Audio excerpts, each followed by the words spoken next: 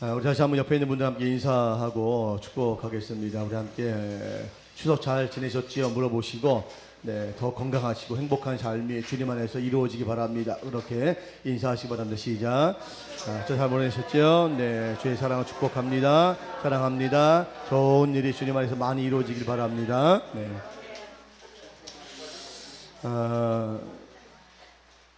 오늘 예배 자리에 나온 여러분들은 최소한 이거 하나는 증명된 사람들입니다. 뭐가 증명된 사람들이냐면 신천지가 아니라는 사실이 증명된 사람들이에요. 오늘 얘기 들어보니까 잠실운동장에서 전국에 있는 신천지 성도들이 다 모여가지고 체육대를 한다 그래요. 그래서 오늘 주일날 여러 가지 이유를 대고 안 나오는 사람들은 대부분 신천지로서 체육대에 참여한 사람들이다. 뭐 그런 얘기가 있습니다. 물론 이제 우리 성도들 중에는 확인한 바에 의해서 못 오신 분들도 있어요. 물론 여러분 박영미 집사님을 신천지로 오해하시면 안 됩니다. 거기는 오늘 부득이하게 한 달 동안 우리 친정 어머니 간병 때문에 부득이하게 지금 친정에 내려가 있는 상황이고 그런 걸 제외하고 오늘 이유 없이 안 나오거나 또는 다른 핑계대고 안 나온 분들은 신천지로 의심해도 된다. 뭐 그런 얘기가 있어요. 근데 저희는 그렇게 생각하지는 않습니다. 우리 성도들 중에 그런 분들은 없고 혹시 있다면 지금 나가시기 바랍니다. 지금 빨리 늦지 않았으니까 빨리 가셔서 체육대에 참가하시기 바라요. 네, 그런 분들은 없다고 생각합니다. 여러분들 우리가 복음의 진리를 믿고 섬길 수 있는 은혜의 자리에 우리가 설 수 있다는 것 은혜 중에 은혜인 줄로 믿습니다. 축복 중에 축복인 줄로 믿습니다. 지금도 어둠의 영들은 우리가 요즘 이단의 실체에 대해서 특허 모임을 갖고 있는데 사실은 이 시대가 이제 마지막 시대라고 그러잖아요. 물론 마지막 시대는 우리가 항상 있어 왔습니다. 주님 아직 오지 않으셨기 때문에 주님이 오시는 그날까지는 항상 마지막 시대입니다. 그런데 이 마지막 시대 풍조 중에 하나가 진리의 영을 따르지 않는 겁니다. 이단 사설이 흥행하는 거거든요. 그러한 때 우리가 진리를 따르지 않는 이 거짓된 무리 속에 우리가 들지 아니하고 우리가 먼저 진리를 깨닫고 이 진리 가운데 우리가 거할 수 있는 이 복음에 합당한 삶을 살아갈 수 있는 기회를 얻게 된 건 축복 중에 축복입니다. 여러분들 이 축복을 결코 놓치지 마시고 믿음으로 꼭 붙잡으셔서 여러분이 어디 가서 무엇을 하든지 간에 여러분 그 진리가 여러분의 영을 새롭게 하고 그 진리가 여러분을 자유케 하고 그 진리 때문에 하나님의 주시는 복들을 마음껏 받아 누릴 수 있는 행복한 삶의 주인공 되시기를 주님의 이름으로 축원해 드립니다. 하영조 목사님, 돌아가신 하영조 목사님이 그 미국에 방문하셨을 때에 미국의 그 성막 교회라고 하는 그 교회를 방문하신 적이 있었다 그래요. 근데 그 교회를 방문하면서 경험했던 이야기를 짧게 소개한 글이 있었는데 그 소개한 글을 제가 잠깐 소개를 해드리려고 합니다. 그 뉴욕에 있는 교회인데 뉴욕의 브루클린이라고 하는 성막교회입니다. 그 교회에서 예배를 드리는데 목사님이 엄청난 규모의 성가대를 보고 놀란 적이 있다 그래요. 근데 그 성가대 수가 뭐 한 300~400명 되는데 그 사람의 숫자 때문에 성가대 숫자 때문에 놀란 것이 아니라 그 성가대가 드리는 그 신앙의 고백적인 찬양, 그 찬양에 감화감동이 되어져 가지고 깜짝 놀랐다는 거예요. 여러분 온누리교회가 얼마나 큰 교회입니까? 세계적인 교회잖아요. 그게 큰 교회도 그 정도 규모의 성가대가 없었겠습니까? 뭐 못지않은 찬양단이 있었고 여러분도 알다시피 그 화요 찬양 있었잖아요. 그 하세반 목사님이 인도하시는 그 찬양이 엄청나게 은혜로운 그런 찬양단이고 저도 가서 은혜 많이 받고 그랬는데 근데 그 찬양단 있는 그런 뭐 온누리교회가 그 교회를 담임하시는 하영준 목사님이 무슨 뭐 크게 그 감동이 됐겠어요. 그런데 그 교회 성도들이 드리는 그 성가대가 드리는 찬양에 완전히 매료가 돼가지고 그 감동이 가시지가 않아서 그 내용을 글로 이렇게 옮겨서 사람들에게 소개를 했다는 것이죠. 그 성가대원들 구성원들이 어떠냐가 중요한 건데 이 사람들이 그 지역에 마약 중독자, 매춘부, 술 주정꾼, 노숙자 이런 사람들로 가득한 동네가 바로 이 브루클린이라는 성막교회가 위치한 지역인데 그 성가대원 대부분이 그 지역에서 다 사람들에게 다 왕따를 당하고 다 버림을 당하고 소외를 당하고 다 이랬던 사람들 아까 얘기했던 그런 마약 중독자, 매춘부, 술 주정꾼, 막 알코올 중독이지요 노숙자 이런 사람들이 바로 다 회심하고 구원받아서 그래서 이루었던 바로 성가대가 이 브루클린 성막교회의 성가대였다는 거예요. 그러니까 그들이 자신들의 그 지난날의 그 삶, 피폐하기 짝이 없고 부끄럽기 짝이 없고 정말 고개를 들 수 없을 만큼의 그런 치욕적인 삶을 살았던 그들이 예수 그리스도의 복음을 만나고 그 복음으로 말미암아 구원의 은혜를 경험하고 나니까 그 은혜의 감격에 못 이겨가지고 그들이 부르는 찬양 한 소절 한 소절이 그냥 부르는 노래가 아니라 자신의 신앙의 고백이 담겨져 있는, 진정한 감사가 담겨져 있는, 그냥 그 기쁨을 가지고 찬양을 부르니까 그 3,400명이 그런 3,400명이 부르는 그 찬양이 그 영혼의 울림이 얼마나 대단했겠습니까? 여러분, 우리가 직접 듣지는 않았지만 저는 상상이 되어지는 거예요. 우리 로이 찬양단이 몇 명 안 돼, 400명이잖아 우리도, 그죠? 400명의 로이 찬양단이 찬양을 다 인도할 때에도 은혜가 넘치는데, 근데 정말 그들의 삶이 정말 죽을 수밖에 없는 자리, 희망이 없던 자리, 절망으로 가득했던 그 삶의 자리에서 벗어나서, 그것이 다른 이유 때문이 아니에요. 누가 자기를 도와줘서나 동정해서 적선을 받아서, 그게 아니라 오로지 복음을 만남으로, 그 복음으로 말미암아 그들의 영혼이 새로워져서 그 구원의 감격에 못 이겨서 부르는 찬양, 그 찬양이 되다 보니까 그 찬양을 듣는 모든 사람들, 그 찬양이 울려 퍼지는 그 신앙의 공동체, 공동체 안이 은혜로 가득한, 성령으로 가득한, 그러니까 하영조 목사님도 성령 사역을 하시는 분이신데 그분이 성령의 큰 은혜를 받고 감동을 받아서 글로 옮길 정도였으니까 그 성가대가 부르는, 또 성가대와 함께 찬양을 부르는 그 공동체가 올려드린 그 예배가 얼마나 신령했겠느냐, 얼마나 감격스러웠겠느냐, 우리가 미루어 짐작할 수 있었다고 하는 것이죠. 사실 예배는 그 브루클린 성막교회뿐만 아니라 모든 교회의 모든 예배, 예수 그리스도를 구주로 믿고 섬기는 그 영원한 하늘의 소망을 가지고 살아가는 성도들이 모여드리는 모든 예배는 어떤 교회든지 간에 바로 이러한 감격과 감동이 있어야 하는 것입니다. 왜냐하면 예배가 구원받을 수 없는 죄인을 구원의 자리에 세워주시고 하나님의 자녀라는 특권을 얻어서 영원한 하나님 나라에 이르기까지 함께 하시는 그 은혜에 대한 감격적인 고백과 감사가 어우러지는 축제 아니겠습니까? 우리 예배가 그런 축제라면, 진정한 축제라는 고백, 인식이고 고백이 있다 그러면 우리 예배가 결코 형식적인 감각이 없는, 기쁨이 사라진 무의미한 습관적인 그런 예배가 될 수 없다는 것이죠. 정말 감격이 넘치는, 기쁨이 넘치는, 행복이 어쩔 줄 모르는 그런 예배가 되어야 하는 것입니다. 모든 예배가 다 그런 거예요. 모든 예배가. 왜?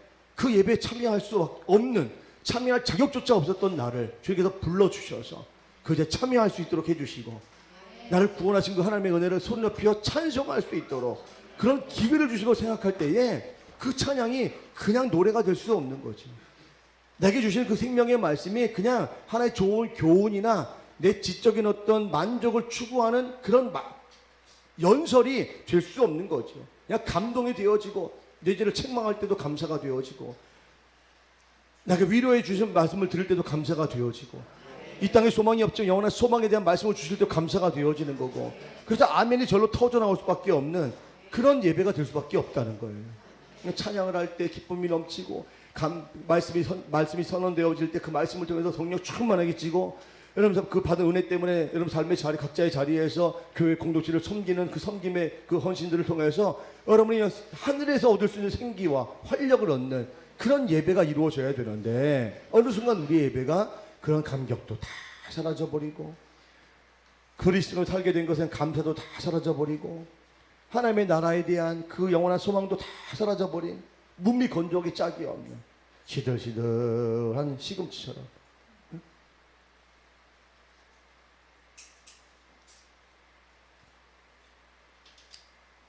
얼굴에 기쁨이란 건 도저히 찾을 수가 없는 그런 표정을 가지고 언제 끝나나, 언제 끝나나, 언제 끝나나, 언제 끝나나 시간만 재고 앉아있는 그런 모습으로 우리가 주님을 예배하는 경우가 너무 많다.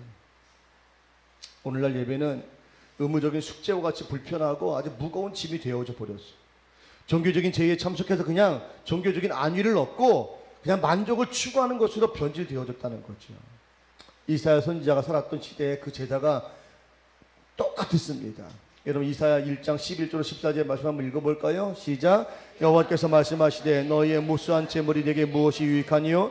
나는 수장의 번제와 살진 짐승의 기름에 배불렀고 나는 수송아지나 어린 양이나 수점소의 피를 기뻐하지 아니하노라. 너희가 내 앞에 보이러 오니 이것을 누가 너희에게 요구하였느냐?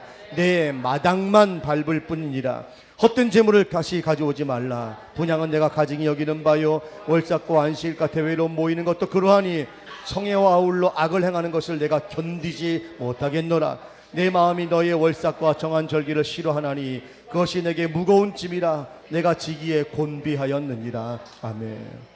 아니, 우리가 드리는 그 제사로 인해서 주님께서 피곤하시다는 거예요. 피곤하시다.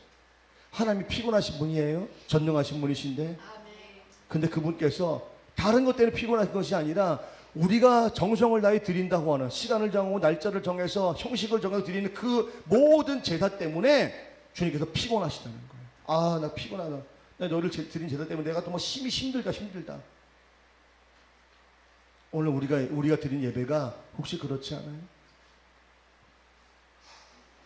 우리가 100번의 예배를 드려도 주님 기뻐 받으실 만한 예배가 되어야 할 줄로 믿습니다.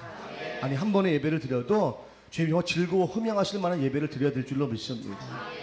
근데 1000번, 10,000번을 드리는데 그 예배가 받으실 때마다 주님께서 또 그 예배 드리냐? 또 그런 식의 예배를 드려? 또 그런 식의 제사를 드리는 거야? 니들끼리 만족하고 니들끼리 좋다고 하는 그 예배, 나와 아무 상관없는 그 제사를 내 이름으로 그렇게 드려? 야, 내 이름 좀 걸지 마. 내 앞에 영광 돌린다고 그런 말 좀 하지 마. 주님 그러신다는 거죠. 요한복음 4장에 보면 오늘 함께 읽었죠? 예수님께서 사마리아 여인을 만납니다. 이 사마리아 여인이 어떤 여인이죠? 5번을 결혼한 사람이에요. 남편이 5이에요. 무슨 얘기입니까? 남편을 통해서 자신이 세상에서 얻을 수 있는 모든 즐거움, 모든 만족을 얻기를 위해서 노력했던 삶을 살았던 여자라, 그런 얘기입니다. 이 남자 만나면 이런 쪽에서 만족을 얻을까? 이 남자 만나면 이런 쪽에서 내가 행복을 얻을 수 있을까? 이 남자 만나면 여기서 내가 어떤 위안을 얻을 수 있을까? 그래서 5명의 남자를 거치면서 인간으로 살아가면서 얻을 수 있는 모든 위안과 위로와 행복과 만족을, 기쁨을 얻기 위해서 발버둥치며 살았던 여자가 바로 요한복음 4장에 나오는 이 수가성의 여인이었습니다. 그런데 거기서도 자신의 인생을 정말 만족시켜줄 만한, 행복하게 해줄 만한, 기쁨을 줄 만한 그런 남자를 얻지 못했던 거예요. 늘 곤고하고 피곤합니다. 삶에 찌들었어요. 그런 상황 속에서 어느 날 대낮 사람 눈을 피해서 우물에 물을 떠러 왔을 때 한 낯선 남자나 만나죠. 저처럼 잘생기신 예수님을 만났던 겁니다. 근데 예수님이 이 외간 여자와 더군다나 이방인 여자, 사마리아 여자, 유대인들은 상정도 하지 않는 이 사마리아 여자에게 말을 거는 거예요. 그 대화 속에서 이 사마리아 여인이 뭔가 비범함을 깨닫고 그 예수님께로부터 정말 이 평생을 잊을 수 없는 가장 귀한 말씀을 듣지요. 그 말씀이 뭐였습니까? 하나님께서 마지막 때에 예배하는 자를 찾으시나니 하나님의 신령과 진정으로 예배하는 자를 원하시는입니다.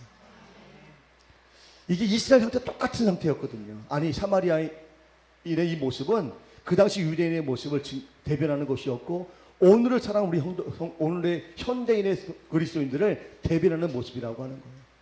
그 당시 유대인들도 형식적으로는, 표면적으로는 유일하신 하나님을 믿고 섬긴다고 했지만 그들 속에는 수많은 우상도 있었던 거예요. 5 남편이 있었던 겁니다.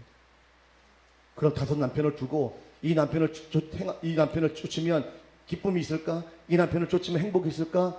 그렇게 표면적으로는, 형식적으로는, 법률적으로는 하나님과 신랑 신부 되어진 그런 법적인 결혼의 상태였지만 그런 마음속에 여전히 5 남편을 두고 여전히 하나님을 섬긴다고 했던 그 사마리아 여인과 별 다를 바가 없는 유대인들의 모습을 고발하고 있는 거거든요. 오늘날 우리 성도들의 모습도 그렇지 않습니까? 우리가 하나님의 영광을 위해서 모였고 하나님께 기쁨을 올려드리기 위해서 모였고, 그래서 그 주의 말씀을 듣고자 우리 모였는데 우리 마음속에 여전히 5 남편, 여러분의 인생 가운데 또 다른 행복과 또 다른 기쁨과 또 다른 만족을 줄 5 남편을 마음에 은근히 모셔두고 그들과 부정한 짓을 저지르면서 그런 마음의 상태를 가지고 지금 주 앞에 예배하고 있지 않냔 말이죠. 주님 말씀하시는 거예요. 구원을 필요로 하는 모든 인생들을 향해서 말씀하실 때 너희가 하나님을 정말 원하시는 것은, 그 모든 인생들을 향하신 하나님의 소원은 신령과 진정으로 나에게 예배하는 것이다. 5 남편 떠나라는 거예요. 버리라는 거예요. 우리 마음속에 남겨두고 있는, 숨겨두고 있는 5 남편 다 버려두고 오로지 영으로 예배할 때 그 예배를 받으시는 그 하나님 앞에 기쁨으로 즐거움으로 자원함으로 나와 주님을 예배하라.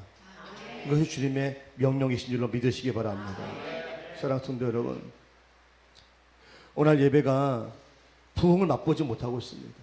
오늘 많은 성도들이 교회가 부흥되지 않는다, 기독교가 부흥되지 않는다, 그런 얘기를 참 많이 하는데 그 원인이 어디 있는가? 가장 근본적인 원인을 찾아 들어가면 사실은 예배의 부흥이 없기 때문에 우리 심령의 부흥이 없고, 심령의 부흥이 없으니까 그 심령의 부흥을 경험하지 못한 성도들이 모여있는 공동체는 부흥하지 못하는 것이고, 교회가 부흥하지 못하니까 이 나라 이 민족 이 땅이 하나님의 영광 가운데 거하는 이런 부흥을 맛보지 못하고 있는 것입니다.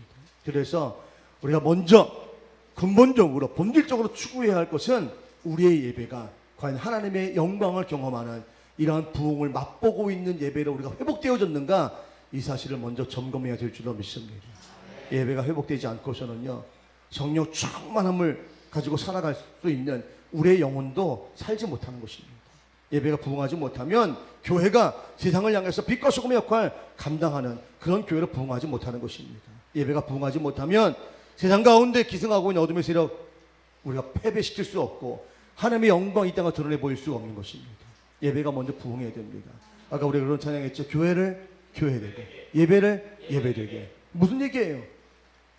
본질적으로 예배가 부흥될 때, 예배 가운데 하나님의 영광이 임하고, 그 예배를 통해서 우리 사랑하는 성도들이 상한 심령이 회복되어지고 고쳐지고 바르게 되어지고, 그럴 때 이 예배의 부흥을 통해서 각자의 심령이 되살아나고, 그 되살아난 심령을 가진 성도들이 모여진 공동체는 자연스럽게 부흥을 맛볼 수밖에 없고, 그런 교회들이 지역사회에서 곳곳에서 제 역할을 감당할 때 이 나라 이 민족은 다시금 들불같이 번졌던 성령의 부흥의 역사가 다시 한번 일어날 줄로 믿습니다. 그럼 오늘 여러분들에게 예배의 부흥을 위해서 우리가 어떻게 해야 되냐, 무엇이 전제가 되어야 되느냐, 꼭 필요한 요소가 무엇인가, 오늘 그거 3시간에 걸쳐 말씀드리려고 그래요. 오늘 그 첫 번째만 말씀드리고 다음 주에서 두 번째, 세 번째 말씀 같은 본문을 가지고 말씀을 드리려고 합니다. 첫째, 아이들과 이미 아이들 말씀 전할 때 이미 간단히 소개를 했습니다. 먼저 여러분의 몸을 거룩한 제물로 드리는 이 예배가 될 때 예배의 진정한 부흥이 있는 줄로 믿으시기 바랍니다. 여러분, 제사와 관련해서 레위기서를 통해 확인할 수 있는 가장 확실한 사실 하나가 있는데요, 그건 모든 제사에는 반드시 뭐가 필요해요? 제물이 필요했다는 거예요. 제사의 목적과 내용에 따라 드려지는 제물의 차이는 있었지만 그 어떤 제사도 제물이 없는 제사는 드려질 수가 없었습니다. 제물은 하나님 앞에 제사를 드리고자 나오는 자기 자신을 의미하는 것입니다. 제사는 제사를 받으신 하나님이 거룩하신 분이시고 전능자이시고 모든 것의 주관자라고 하는 신앙 고백을 기초로 하는 것이거든요. 그렇기 때문에 자신을 대신하여 드리는 제물을 의무적으로 자신이 정할 수 없는 것입니다. 자신의 제물을 정하여 드린다면 그것은 주관자이신 하나님 앞에 자신을 드리는 헌신이 아니라 오히려 하나님 앞에 자신이 주관자라고 하는 것을 스스로 인정하는 꼴이 되어집니다. 그래서 제물은 반드시 하나님이 정하신 제물에 합당한 것으로 드려야 했습니다. 그래서 하나님께서 우리가 레위기서를 읽어보면요, 수량을 드려라, 1년 된 것 드려라, 흠 없는 것 드려라, 비를 드릴 때는 어떤 것 드려야 된다, 염소를 드릴 때는 어떤 것 드려야 된다, 번제를 때는 어떤 식으로 드려야 된다. 하나님께서 아주 세부적으로, 어떻게 보면 이렇게까지 할 필요가 있을까라고 생각이 들 정도로 아주 조목조목 세밀하게 그 제물을 드리는 방식과 형식에 대해서 말씀하고 있다는 거예요. 왜 그래요? 하나님이 받으실 제물이기 때문에 그렇습니다. 하나님이 받으실 제물. 여러분, 선물을 줄 때 여러분이 원하는 선물을 줍니까? 받을 사람이 원하는 선물을 줍니까? 선물을 주고받은 경험이 없어서 말씀을 못 하시나요? 선물을 드릴 때 받는 사람의 관점에서 주세요? 아니면 드리는 여러분의 관점에서 드려요? 정말 그래요? 제가 목회를 하다 보니까 가끔 좀 이렇게 안타깝고 섭섭할 때가 있어요. 서운할 때가 있어요. 서운하니 좀 그냥 속상할 때가 있어요. 성도들이 이것저것 이렇게 주의 종이라고 섬겨주시는 경우가 있죠. 근데 사실은 저랑 아무 상관없는, 제가 별로 필요하지도 않는 그런 것들을 그냥 주시는 분들이 있어요. 뭐 우리 교회 성도들이 그랬다는 얘기가 아니라 30년 전 얘기하는 거예요. 네. 본인 집에서 쓰다가 안 쓰는 거 버리긴 아깝고, 그래서 제가 들은 얘기 하는 거예요. 그래서 교회 가져온다는 거예요. 교회. 목사님, 사모님, 이거 저희 집에 쓰던 건데 버리긴 아깝고 목사님 쓰세요. 아니, 사택이 성도들 물품 보관소에 그런 얘기들 참 많이 들었어요. 그거는 옳지 않은 모습이죠. 받는 사람이 기뻐하고 즐거워하는 것만 것을 생각해서 그것을 사랑으로 섬겨야지, 내가 필요 없으니까, 내가 갖고 싶지 않으니까, 내가 남아도는 거니까, 그런 관점에 들이면 안 된다는 거예요. 제사도 똑같다는 거예요. 제사를 드릴 때 하나님께서 왜 그런 제사에 대한 모든 형식과 방식들을 정해서 한 인간에게 요구하셨냐면, 인간을 불편하게 하기 위해서, 힘들게 하기 위해서 그렇게 하신 것이 아니라, 그 제사를, 제물을 받으시는 분이 바로 하나님이시기 때문에 내가 원하는 제물을 너희들이 정성을 다해 나에게 드려. 그것이 너의 신앙의 고백. 왜? 우리 마땅히 죽을 수밖에 없는 인생이었는데 그 죽을 수밖에 없는 인생을 주님께서 살려주시고 우리 영원한 소망을 주시고 그 은혜를 베푸셨기 때문에 최소한 그 은혜에 대한 감사의 표시, 신앙의 고백의 표시로 내가 원하는 대로의 제물을 드리라고 좀 명령하신 거거든요. 그 제사는, 예배는 철저하게 내 중심이 아니라 제사와 예배를 받으신 하나님 중심이 되어야 될 줄로 믿습니다. 그러니까 우리 좋자고 예배를 드리는 게 아니란 얘기예요. 우리에게 생명을 주신, 구원의 은혜를 주신 그 하나님 앞에 우리가 너무 감사한데, 하나님 이 감사를, 이 기쁨을 어떻게 표현할 길이 없어요. 어떻게 하면 좋을까요? 그래, 제사를 통해서 내게 너희의 믿음을 담은, 정성을 담은, 감사를 담은 그 제물을 통해서 앞에 예배드려. 그 주님 원하신 그 예배 안에 우리 교제하자. 그게 바로 예배거든요. 그게 바로 제사거든요. 그래서 제물을 드리는 하나님께서 하나님 방식대로 정하시고 그 방식을 따라 제물을 드리도록 요청하셨어요. 그런데 그 제물을 자기가 이무적으로 선택해 드린다. 그것은 그 예배의 중심이, 제사의 중심이 하나님이 아니라 자기가 주관자임을 그렇게 고백하는 것이 되기 때문에, 그래서 그 제물을 하나님 정하신 방식대로 드려야 된다는 거예요. 제물을 흠없는 것으로 드려야 했습니다. 하나님께서 제물을 드릴 때 가장 중요하게 여기시는 것이 뭐였냐면 흠이 없는 것이었습니다. 이 흠이 없다라고 하는 단어의 히브리어는 타밈인데, 이 말은 신체적으로 아무런 결함이나 하자가 없는 온전한 상태를 의미하는 것입니다. 이것은 제물을 흠양하실 거룩하신 하나님의 속성과 일치해야 한다는 점에서 제물에게 요구되어지는 가장 매우 중요한 조건이 되기도 했습니다. 더 나아가서 장차 신약시대에 흠없고 죄 없으실 몸으로 대속 제물이 되실 예수 그리스도를 예표한다는 점에서 반드시 요구되었던 조건이었습니다. 유대 전승에 의하면 예물 드리는 자가 생축을 성막으로 끌고 오잖아요. 그러면 이 담당 제사장은 제사를 드리기 전에 그 생축의 하자 여부를 면밀히 검토했다는 거예요. 이 생축이, 이 양의 이 염소가 과연 제물로 드리기에 흠이 있나 없나를 면밀히 검토한 다음에 흠이 없다 판정이 되어지면 비로소 그때 제물로 올려질 수 있었다는 것입니다. 그냥 가져왔다고 해서 다 되는 것이 아니라 이 제물이 흠이 있는지 없는지를 감별하고, 이 감별의 과정을 반드시 통과한 제물만 하나님께 드렸다는, 그만큼 흠이 없는 제물에 대한 이 관심이 매우 높았다는 거예요. 매우 중요한 조건이었다는 것이죠. 이처럼 하나님 받으시는 제사가 되려 무엇보다도 드려지는 제물에 대한 점검이 선제되어야 한다는 것을 말씀하고 있습니다. 오늘날 우리 예배가 하나님이 기뻐 받으실 만한 향기로운 예배가 되기 위해서도 이와 같은 선제 조건은 동일하게 요구되어진다고 할 것입니다. 우리가 예배를 드린다는 것은 우선적으로 자신의 몸을 제물로 드리는 것을 전제로 하고 있습니다. 아까도 얘기했지만 마음만 와 있는 예배 있을 수가 없습니다. 헌금만 보낸 예배 있을 수가 없습니다.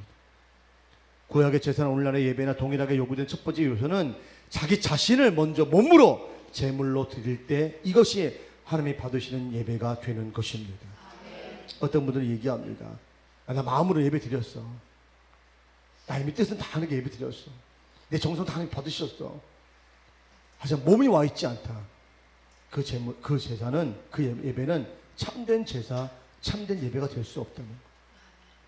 가장 중요한 것은 흠이 없는 몸으로 하나님 앞에 나올 때, 자신이 스스로 제물 되어져서 하나님 앞에 나올 때 그 제사는 비로소 시작되어지고 그 예배는 비로소 하나님께로부터 인정받는 예배가 되어진다는 것입니다. 그럼 왜 그러면 흠이 없는 제물로서의 몸이 필요한 것인가요?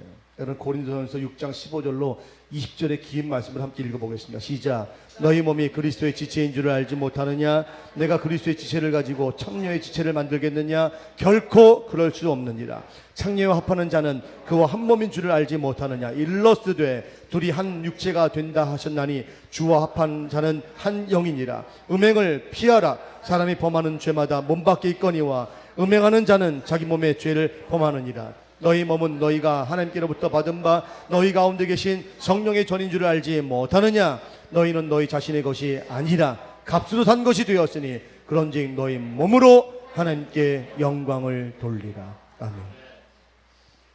사실 사람의 몸은요, 원래 하나님의 영이 함께하는 하나님의 형상을 닮은 생령이었습니다. 창세기 2장 7절의 말씀을 읽습니다. 시작. 여호와 하나님이 땅의 흙으로 사람을 지으시고 생기를 그 코에 불어넣으시니 아멘. 사람이 뭐가 됐다고요? 생령. 그러니까 흙으로 만든 그 잔재, 그 흙으로 만든 형상 그 자체는 뭐라 그래요? 아담 이렇게 얘기합니다. 사람 이렇게 얘기해요. 그런데 그 사람이 생명이 되어진 결정적인 원인은 하나님께서 그 코에 뭘 불어넣으셨어요? 생기를 하고 불어넣으셨을 때 흙으로 만들었던 하나의 사람의 형상이 사람의 형상으로 끝나지 아니하고 뭐가 됐어요? 생명. 이 생명을 네페시하야 이렇게 부르는데 이 말은 영혼을 사모할 줄 아는 영혼을 지닌 생명을 얘기하는 거예요. 그래서 생명이 되었다 이렇게 분명히 성경을 기록하고 있습니다.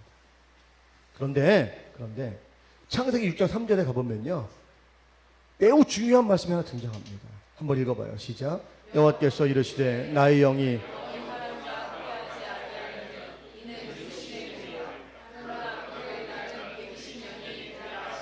아멘. 노아 시대에 와서 그 전 분명 사람을 향해서 뭐라고 말씀하셨다고요? 생명 이렇게 말씀하셨거든요.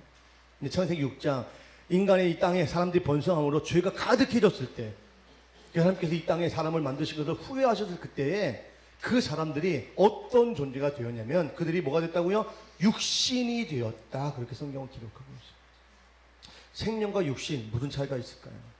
생명은 아까 얘기했지만 네페시하야라는 말인데 이 말은 영원을 사모하는 영원히 살아가는 것. 영원히 살아가는 존재 누구밖에 없어요? 하나님. 그러니까 하나님을 사모할 줄 아는 그런 영혼을 지닌 생명이 바로 네페시하야, 생명이라는 거예요. 근데 육신은 바사르라고 하는 말인데 이 말은 죄의 영향으로 타락할 수밖에 없는 존재를 얘기하는 거예요. 노아 시대 이전에는 하나님께서 사람들을 생명으로 만드셔서 하나님과 늘 교제하는 그들이 600살도 살고 700살도 살고 900살도 살고 하나님이 정해놓으신 생명으로서의 연한을 지키며 살아왔습니다. 그런데 그들이 죄가 번성하니까 죄의 영향을 받게 되어지니까 그가 뭐가 됐어요? 바사르! 육신이 되어져서 이제 죄의 영향 가운데 살 수밖에 없는 존재, 타락할 수밖에 없는 존재가 되어졌다는 거예요. 성경의 말씀이 우리에게 어마어마한 이 차이를 우리가 말씀하고 있는 거예요. 나는 묻습니다. 여러분들 생명입니까? 육신입니까?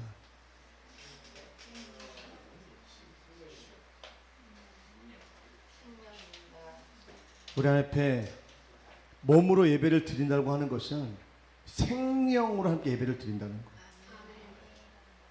그런데 오늘날 예배가 생명으로서의 예배가 아니라 육신, 바사르로서의 예배를 드린다는 거예요.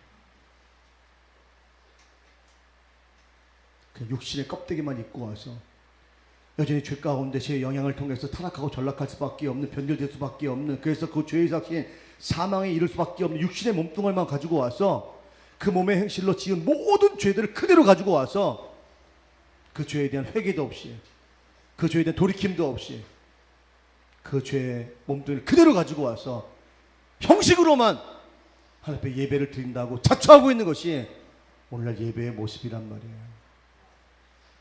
그 예배를 통해서는 어떤 부흥도, 하나님의 영광이 임하는 어떤 부흥도 맛볼 수 없다는 사실을 기억하시길 바랍니다.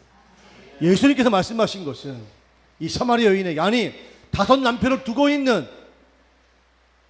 은밀하게 숨겨진 우리 마음속에 5 남편을 숨겨두고 있는 이 육신에 가득한 이 시대의 성도를 향해서 주님 말씀하시는 것은 그 5 남편 버리고 육신을 제해버리고 몸의 행실을 죄해버리고 내가 생명으로 영혼을 사모할 줄 아는, 하나님을 사모할 줄 아는, 하나님을 기뻐할 줄 아는, 하나님과 소통할 줄 아는 생명의 존재로 변화되어져서 하나님 앞에 예배하라. 그것이 신령과 진정의 예배인 것입니다. 이게 예배의 부흥의 역사의 모습인 줄로 믿으시기 바랍니다. 오늘 이것이 없단 말이에요. 육신의 예배, 바사르, 이 육신의 예배만 가득한, 그 육신의 만족만을 추구하고 우리끼리 행복하고 우리끼리 즐겁고 우리끼리 기쁘면 그만인 거예요. 이런 예배를 지금 우리가 드리고 있다. 사도 바울이 그런 형식과 습관만 가득 남아있는, 제의적인 요소만 남아있는 그 유대인을 향해서 말씀하시는 겁니다. 너희가 먼저 하나님께 신령과 진정으로 예배 드려야 되는데, 그 예배는 너희 몸을, 이 육신의 몸, 바사르 육신의 몸을 십자가에 완전히 못 박고 거듭난 피조물로서, 새로운 피조물로서 생명이 되어져 하나님께 영으로 예배하라. 이것이 로마서의 말씀이요 요한복음 4장의 말씀인 것입니다. 근데 우리가 육신을 입고 살고 있기 때문에 이 육신으로 짓는 모든 죄의 문제를 우리가 완전히 해결할 길이 없단 말이죠. 그래서 괴로움이 있잖아요. 그렇다고 그렇게 심각하게 괴로운 표정으로 짓고 저를 쳐다보지 마시고, 우리가 괴로움을 가지고 살아갈 수밖에, 육신을 가지고 있기 때문에 어쩔 수 없이 지을 수밖에 없는, 이 죄의 본성을 따라 살아갈 수밖에 없도록 운명 지어진 우리의 이 육신. 그래서 사도 바울은 우리 육신 날마다 후패한다 그랬거든요. 날마다 후패할 수밖에 없는 이 육신의 이 모습, 이 육신 때문에 지을 수밖에 없는 이 수많은 죄의 문제들, 이걸 우리가 그렇게 하지 않으려고 애쓰고 노력해도 몸부림을 쳐봐도 되어지지 아니하는, 그래서 좁혀 나올 때마다 탄식할 수밖에 없는 이 문제를 해결할 길이 없는 우리들이었는데, 그런 우리를 지금 불쌍히 여기셔서 우리 예수님께서 육신의 몸을 입으시고 이 땅에 오셔서 그 육신의 몸을 스스로 짊어지고 십자가에 달려 죽으심으로 그 육신이 가지고 있는 모든 죄의 문제를 깨끗하게 해결하시는 이 은총을 베푸신 줄로 믿습니다. 그래서 우리 성도들은 우리가 육신의 이 바사르로 인해서 지을 수밖에 없는 수많은 죄의 문제를 짊어지고 살아가는, 해결할 길이 없는 이 육신의 문제, 이 문제 때문에 괴로운 우리를 그 괴로움으로부터 건지시기 위해서 당신 스스로가 대신 그 모든 짐을 짊어지시기 위해서 육신을 먼저 입으셨고, 그 육신과 더불어 십자가에 달려 죽으심으로 말미암아 우리의 육신으로 지을 수 있는 모든 죄의 문제를 해결할 수 있는 유일한 길을 허락하신 줄로 믿습니다. 이게 십자가의 사건이십니다. 예수님께서 굳이 그 몸으로, 오늘 우리 성찬을 하겠지만 굳이 몸을 찢으시고 굳이 피를 흘리지 않으셔도 되시는 그분께서 굳이 인간의 몸을 입고 오셔서 그 육신 가운데 거하시다가 그 육신을 찢으심으로 말미암아, 육신을 죽이심으로 말미암아 우리로 하여금 육신으로 지을 수밖에 없는 죄 가운데 살아가는 우리들로 하여금 바사르가 아닌 생명이 되어진 이런 존재로 예배할 수 있는 길을 열어주신 줄 믿으시기 바랍니다. 그래서 우리가 십자가 없이는요, 이 십자가 없이는 우리가 신령과 진정으로 예배할 수 없는 거예요. 이 십자가의 사건을 믿는 믿음이 아니고서는 신령과 진정으로 예배할 수 없는 것입니다. 근데 자주 말씀드렸지만 오늘날 이 십자가 없는 예배를 지금 드리고 있는 성도들이 너무나 많다는 거예요. 그런 교회가 너무나 많다는 거예요. 강대상에서 십자가는 혐오의 대상이라 그래서 십자가를 치우고 그 자리에 스크린이 차지하고 명화가 그 자리를 차지하고 그런 교회들이 지금 날로 많아지고 있다는 거예요. 십자가는 혐오의 대상이 아닙니다.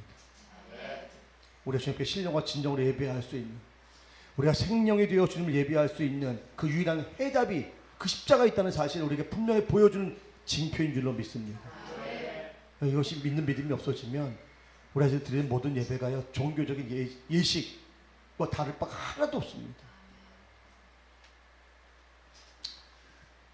오늘 고린도전서의 말씀을 좀 읽어볼까요? 아까 우리 고린도서 6장의 말씀을 읽었죠. 그 말씀을 우리 성도를 향해서 뭐라고 말씀해요? 우리 몸을, 성도의 몸을 그리스도의 지체라. 지체라. 그러니까 우리 몸이 이 바사르 육신, 예수 그리스도가 없었을 때 우리 몸은 그냥 육신이에요. 바사르의 바사르 그냥. 그래서 이 죄의 본성을 따라 수많은 죄를 지으면서 육신의 정욕을 따라서 그냥 살아갈 수밖에 없는 그런 육신입니다.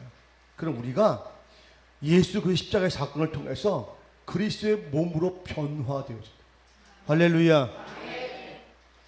우리 살, 근육, 피, 뼈 이런 생물학적인 요소들로 구성된 유기체가 아니라 예수 그리스도의 구속의 은총으로 말미암아 성령이 임하시는 성령의 전으로 털바꿈 되어진 그리스도의 지체가 되었다는 것. 고린도전서 6장에서 사도 바울이 주장하는 바는 우리의 몸이 영원한 생명의 근원 되시는 예수님의 몸의 일부가 되었다는 선언입니다. 고린도전서 12장 27절에서 다시 반복해서 말씀하지요. 너희는 그리스도의 몸이요 지체의 각 부분이라. 아멘. 우리 예수님이 어떠신 분입니까? 여러분, 사랑하는 성도 여러분, 우리가 어떻게 예수님과 한 몸이 될 수가 있겠습니까? 우리가 어떻게 예수님과 한 지체가 될 수 있겠습니까? 빌립보서 2장에서 예수님이 어떤 분이라고 말씀하고 있죠. 예수님은 하나님과 동등됨을 취할 분이시다, 그렇게 말씀하고 있거든요. 하나님과 본체이시다. 그런데 그분께서 스스로 자신을 낮춰서 종의 형체를 가지고 사람의 모양으로 오신 분, 그렇게 예수님을 소개하고 있습니다. 그리고 그 육신에 인간의 모든 죄를 짊어지고 십자가에서 죄와 함께 죽으심으로 모든 인류에게 영원한 생명을 얻을 수 있는 길을 열어주신 분, 그분이 예수님이십니다. 우리가 어떻게 하나님과 동등함을 받으시는 예수님과 우리가 어떻게 한 몸이라고 주장할 수가 있겠습니까? 이건 도저히 불가능한 일이거든요. 우린 육신, 바사르, 죄만 짓고 그 죄에 의해서 사망을 향해 달려갈 수밖에 없는, 그게 우리의 실체인데, 우리가 어찌 그런 우리가 생명, 하나님을 알고 하나님과 소통할 수 있는 그런 어떻게 그건 불가능한 일이었다면, 그 불가능한 일을 가능으로 막은 사건이 바로 십자가의 사건입니다. 그 십자가의 사건을 이루시기 위해서 주님께서 먼저 당신을 인간의 몸으로 입히셔서 이 땅에 오셨다는 것입니다. 골로새서 2장 11절로 12절의 말씀을 함께 읽어봅니다. 시작. 또 그 안에서 너희가 손으로 하지 아니한 할례를 받았으니 곧 육의 몸을 벗는 것이요 그리스도의 할례니라. 너희가 세례로 그리스도와 함께 장사되고 또 죽은 자들 가운데서 그를 일으키신 하나님의 역사를 믿음으로 말미암아 그 안에서 함께 일으키심을 받았느니라. 아멘. 예수님께서 십자가에 죽으신 사건을 믿는 믿음을 통해 우리가 진정한 할례를 받은 거예요. 그래서 우리 육신은 죽고 예수 그리스도의 생명으로 거듭난 하나님의 사랑 그리스도의 된 줄로 믿으시기 바랍니다. 그래서 우리가 부활의 영광, 영원한 소망을 얻게 되어진 것이지.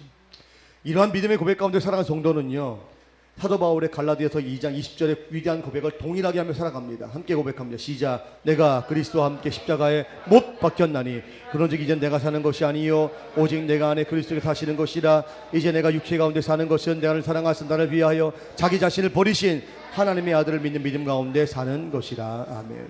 사도 바울이 뭐라고 고백합니까? 이제 내가 육신으로 살아가는 것은 그 육신 바사르로 살아가는 것이 아니라 뭘로 살아간다고요? 내 안에 계시는 나를 하나님의 예수님의 몸으로 바꿔주신, 하나님을 소통할 수 있는, 예배할 수 있는, 교제할 수 있는 이 생명으로 바꿔주신 그 예수 그리스도의 생명의 그 갑 안에 내가 살아가는 것이다, 그 고백을 하고 있는 거예요. 이 고백이 저와 여러분의 고백 되어지기 바랍니다. 내가 구원받았다는 건 뭘 의미합니까? 우리가 성도라는 신분을 가지고 살아간다는 것은 뭘 의미하죠? 그건요, 우리가 더 이상 육신을 입고 살지만 육신의 정욕대로 살지 않는 존재가 되었다는 것을 의미하는 것입니다. 여러분들이 성도가 되었다고 하면서도, 또 구원받았다고 고백을 하면서도 여전히 육신의 정욕을 따라 살아가고 있다면, 그리고 그 육신의 정욕을 따라 살고 있는 그 몸으로 주 옆에 예배하고 있다면 여러분은 구원받은 게 아닙니다. 성도가 아닙니다. 죄송하지만 우리가 구원받았다, 내가 하나님의 자녀가 되었다, 내가 성도가 되었다, 나는 부활을 믿는다, 나는 천국이 나에게 보장된 줄로 믿는다, 그 말은 더 이상 육신을 입고 살고는 있지만 그 육신의 정욕대로 살지 않는, 나의 몸을 하나님 기뻐 받으실 만한 거룩한 산 제물로 드리는 삶을 살고 있다, 그 말과 다르지 않습니다. 아멘입니까? 아멘. 그런데 그런 고백을 한 여러분들의 지금 몸, 육신, 여러분의 몸이 얼마큼 지금 깨끗하고 성결하고 진실합니까? 하나님이 받으실 만한 거룩한 몸, 깨끗한 몸으로, 진실한 몸으로 하나님 앞에 예배하고 있습니까? 생명으로 주 앞에 예배하고 있습니까? 육체의 정욕을 따라 살다가 그 육체의 정욕에 대한 아무런 점검도 하지 않고 아무런 회개도 하지 않고 그 모습 그대로 그냥 가지고 사람에게 보여지기 위한 몸뚱아리만 가지고 혹시 예배 자리에 나오지 않았습니까? 그렇다면 이 예배는 무효라는 거예요. 하나님 받으실 만한 기뻐 흠양하실 만한 예배가 될 수 없다는 거예요. 먼저 흠이 없는 몸으로 자신이 제물되어 주 앞에 나와야, 그래야 그것이 하나님 받으실 만한 흠양하신 예배가 되는 줄로 믿습니다. 그걸 요구하시는 거예요. 그래서 오늘 우리 예배 나올 때 점검하셔야 돼요. 항상 점검하셔야 돼요. 내가 몸으로 지은 죄가 없는가. 중간에 말씀을 넘어가고요. 어디 말씀을 찾냐면 우리 PPT 갈라디아서 5장 19절로 21절의 말씀을 찾으세요. 쭉 넘어가야 돼요. 쭉. 갈라디아서 5장 19절로 21절의 말씀 찾았어요? 함께 읽어요. 시작. 육체의 일은 분명하니 곧 음행과 더러운 것과 호색과 우상 숭배와 주술과 원수 맺는 것과 분쟁과 시기와 분냄과 당진 것과 분열함과 이단과 투기와 술 취함과 방탕함과 또 그와 같은 것들이라. 육체의 일은 분명하다. 이런 것들이 육체의 일, 우리가 몸으로 바사르로 지을 수 있는 수많은 죄의 문제들, 이런 것들이 다 소개하고 있어요. 이런 것들이 우리 가운데 있다면, 이 문제를 해결하지 않고, 이 문제를 회개하지 않고 여러분들이 그냥 몸으로 와서 예배 드린다 그러면 그 예배는 신령과 진정한 예배가 될 수 없다. 이 문제를 해결하고 와야 된다. 그런데 해결할 수 있는 길이 있어요. 그게 뭐죠? 이 모든 육신의 문제를 짊어지시고 대신 감당해 주신 예수 그리스도의 십자가의 사건을 믿는 믿음, 그 믿음을 가지고 주 앞에 나오면 우리가 육신을 가지고 어쩔 수 없이 부득이하게 내 의지와 상관없이 이런 죄를 졌다 할지라도 이 죄의 문제가 십자가에 못 박혀 도살되어짐으로 우리 하나님께 거룩한 제물로서의 몸으로 하나님께 예배드릴 수 있는 자가 되는 줄로 믿으시기 바랍니다. 이 진리를 모르면요, 마음에 지금 막 몸으로 지금 막 죄를 문제를 가지고 나와서 괴로운 것 같아 예배드리는 그런 예배드리는 거. 아우, 내가 어제 밤새 술 퍼마셨는데 지금은 술 안 마셨지요. 내가 어젯밤에 밤새 술 퍼마셨고 밤새 TV 보면서 야한 생각하고 교회 바로 오기 직전에 차 안에서 신랑하고 남편이, 신랑이랑 아내랑 이년아, 죄송합니다, 이년아 저년아 이놈아 저놈아 그러면서 막 입으로 막 쫙거리고 왔단 말이죠. 그리고 아무렇지도 않았다는 듯이 몸을 와서, 육신을 와서 예배 드리는 거예요. 형식에 따라서 손 들고 찬양하고 말씀 들으면 아멘 아멘 하고.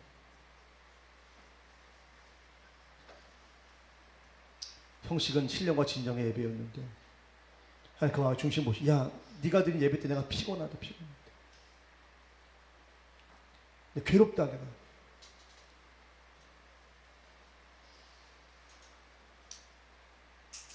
오늘 말씀을 듣고 회개할 일이 있으신 분들은 회개하시기 바랍니다. 마음의 중심부터 회개하세요. 하나님은 우리가 이렇게 만홀히 여길 만한 그런 분이 아니십니다.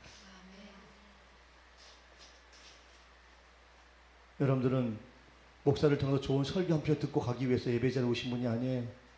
오늘 예배가 잘못 전락해서 좋은 훌륭한 목사님들, 유명한 목사님들의 좋은 설교를 듣기 위해서 예배자리에 찾아오는 분들이 너무 많은데 변질된 겁니다.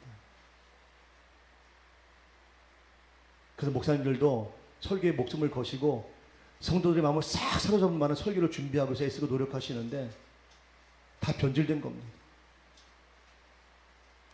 예배는 우리의 몸을 함께 드리는 겁니다. 내 자신을 하나님 받으실 만한 흠없는 제물로 드리는 것, 이게 진정한 예배의 시작입니다.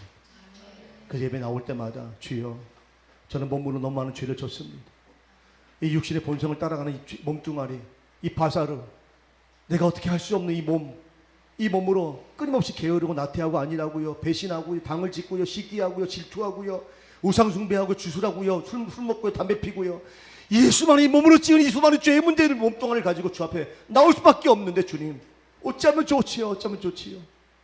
이 거룩하신 하나님 앞에 예배 드리는데 이 내 몸뚱아리 가지고는, 이 죄로 가득한 이 몸뚱아리 가지고는 저 앞에 나올 수 없는데 어떻게 하면 좋지요 주님. 하지만 이 죄 육신의 문제를 해결하시기 위해서 먼저 육신의 몸을 입고 이 땅에 오셔서 그 죄의 몸을, 그 육신을 다 십자가에 달려 죽게 하신, 우리 죄의 문제를 완전히 해결하신 십자가의 사건을 제가 믿고 그 자비와 긍휼하심을 의지하여 저 앞에 나옵니다. 이게 예배란 말이에요. 그런 몸에 제사를 드리는 사람들은요, 십자가를 바라볼 때마다 그래서 눈물이 나올 수밖에 없는 거예요. 죄만 짓다 온 몸, 이 몸을 예비할 수 있는 몸으로 바꾸어주신, 생명으로 바꾸어주신 그 하나님, 그 십자가의 사건을 바라볼 때에 그냥 눈물이 쏟아질 수밖에 없는 거예요. 근데 오늘날 예배가 그렇습니까? 십자가를 바라보면서 아무렇지도 않은 거예요. 마음에 감사도 없어요. 감격도 없어요. 기쁨도 없어요. 용서하시면 회개의 눈물도 없어요. 그냥 좋은 설교 한 편 듣고 아유 오늘 은혜 받았어. 아유 할렐루야. 내 종교적 만족을 얻고 가는 거예요. 그 목사님한테 얘기하죠. 아유 오늘 은혜 받았어요.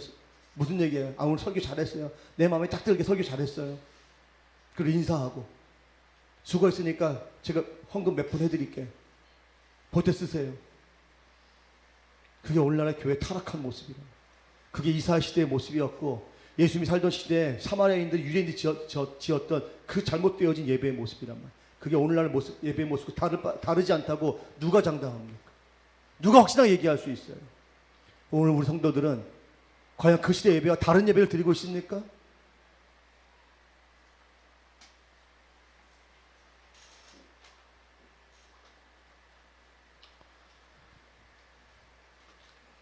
사랑하는 성도 여러분, 사랑하는 성도 여러분, 이건 이때는 아멘 하지 마시고 네 하셔야 됩니다.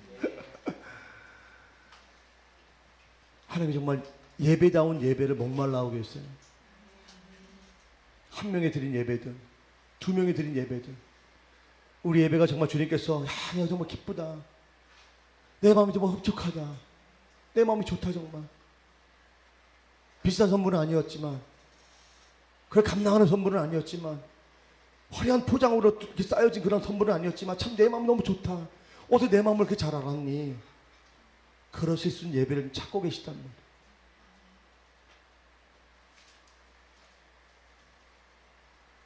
그러기 위해서 먼저 우리가 가장 근본적으로 본질적으로 회복해야 될 것은 몸의 예배예요. 몸의 예배.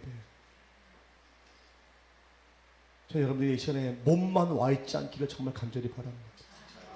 그 몸이 바사르가 아니라 생명으로 예배할 수 있기를 바랍니다.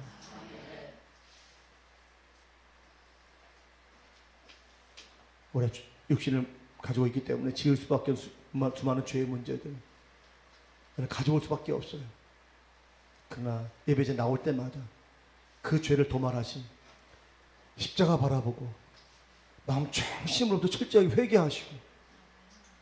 회개하시고 죄야. 그래서 세상 가운데 죄 지은 몸이었지만 이 죄 지은 몸 생명으로 주변에 예배하기 위해서 십자가 붙듭니다. 십자가 바라봅니다. 십자가 의지합니다.